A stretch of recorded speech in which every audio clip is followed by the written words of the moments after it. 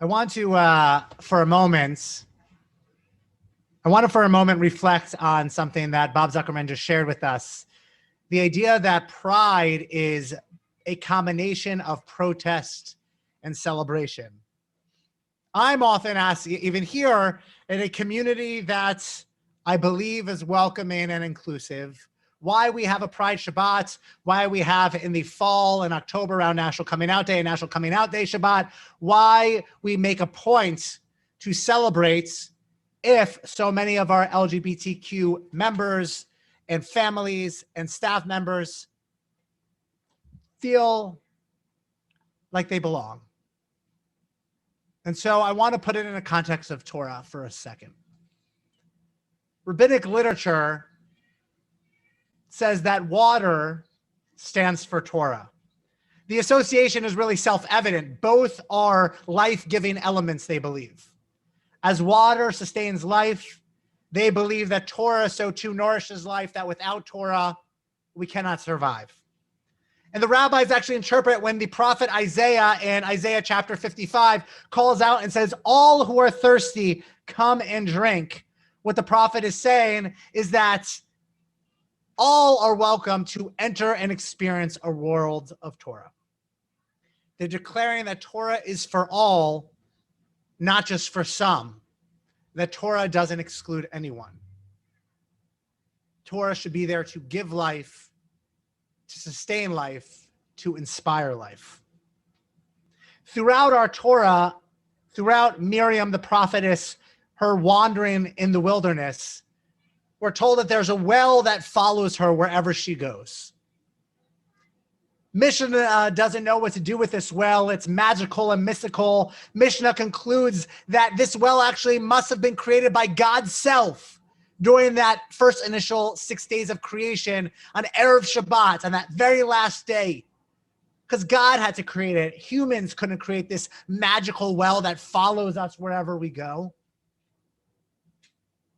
And Miriam used this well to sustain the people, to provide water, to provide Torah for each person whenever they needed it, to remind them that they were holy, to nourish them, to remind them that they were sacred.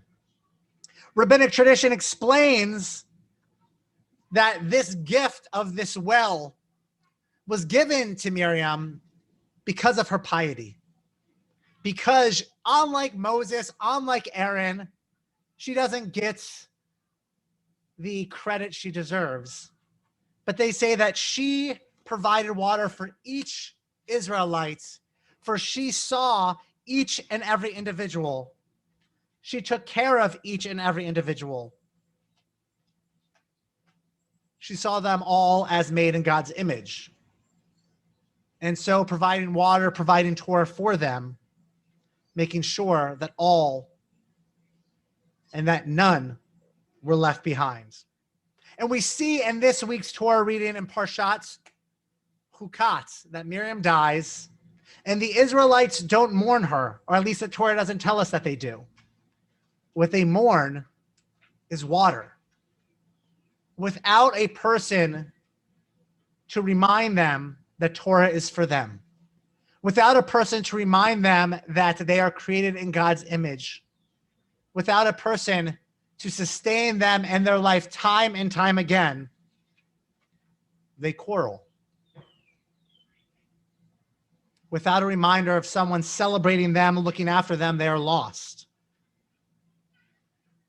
Torah ultimately is subjective.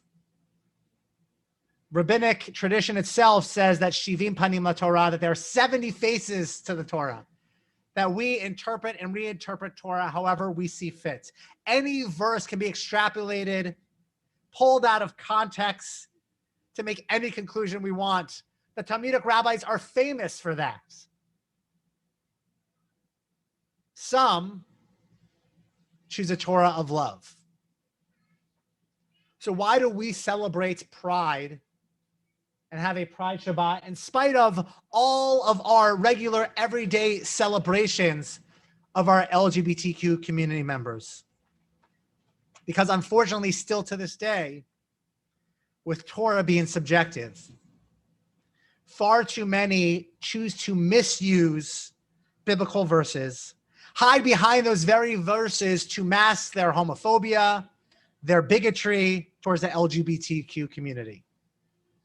And so we celebrate Pride each and every year, each and every day, to declare that that is not our Torah. To declare that that is not the Torah that we march around with. When we do Hagbah and say, Zot HaTorah Asher Asa Moshe, that this is the Torah that was given to Moses, that is not our Torah. Our Torah is one of love. Our Torah is one of pride. Our Torah is one that sees every single person as made in God's image. Our Torah does not just condone each person. Our Torah celebrates each person. For ultimately, Torah is water, and it only quenches our thirst if we provide water for all. So may we strive, each of us, to be more like Miriam, celebrating the divine spark within each and every person. And may all of us, including and especially our gay, bi, trans, and queer siblings on this Pride Shabbat, raise our metaphorical glasses of Torah.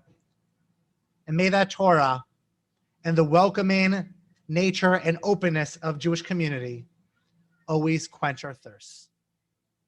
Shabbat Shalom. I want to invite you to join with me. If you have the Pride blessing, we gave out. There are extra copies over here if you need. And we'll recite these words together. Creator of all life, who created each of us with your divine spark in your image, you have blessed each of us with your spirit. We are each unique and yet each the same. We celebrate our diversity and differences, the different ways that we love and those that we love, the different ways that we identify, and the fluidity of each of us, just like the first human you created. Just as Moses encouraged Joshua to be strong and courageous, may you always inspire each of us to have the strength to be our true selves and have the courage to never deny who we are to each other, to ourselves, or to you. May we always find pride in who we are. Continue to shelter us proudly and joyfully in your wings, and continue to shelter us in community. May our community always continue to embrace each and every individual. God, allow us to continue to celebrate the holiness of each person and to see each person, to see each of us as holy, just as you, God, are holy. Always be there to remind us, gay, lesbian, straight, bisexual, transgender, cisgender, queer, and ally, that we are holy, that we are divine, that you created us little less than angels in your image. We do not only accept and welcome each other, we celebrate each other. For pride is not just about condoning, it is about celebrating. May our community always be as diverse as the very first rainbow. And just as that rainbow reaffirmed God's covenant with all of us, may we continuously wave our rainbow flags as a community, reaffirming our covenants to each other, that everyone is welcome here, embraced here, loved here, and celebrated here. May we always reaffirm that everyone is holy here. May it always be so, not just during Pride Month, but each and every day. Amen.